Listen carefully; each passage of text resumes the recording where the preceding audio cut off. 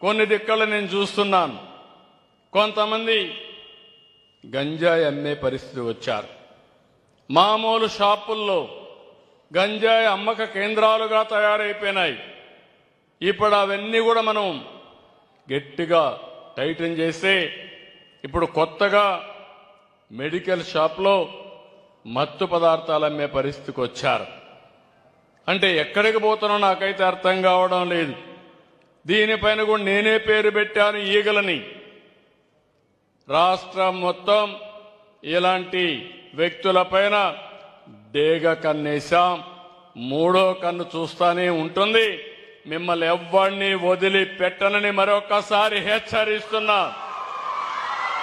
మారితే మారండి, మారకపోతే ఈ రాష్ట్రంలో ఉండడానికే మీకు అర్హత లేదు.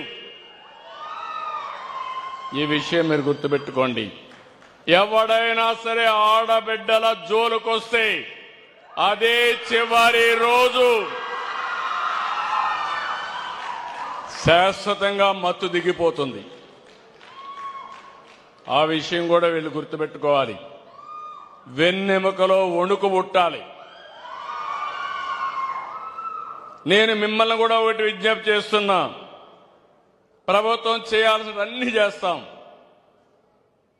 నేను ఒకసారి యుద్ధాన్ని ప్రకటించానంటే మీరు అర్థం చేసుకోవాల్సిన అవసరం ఉంది.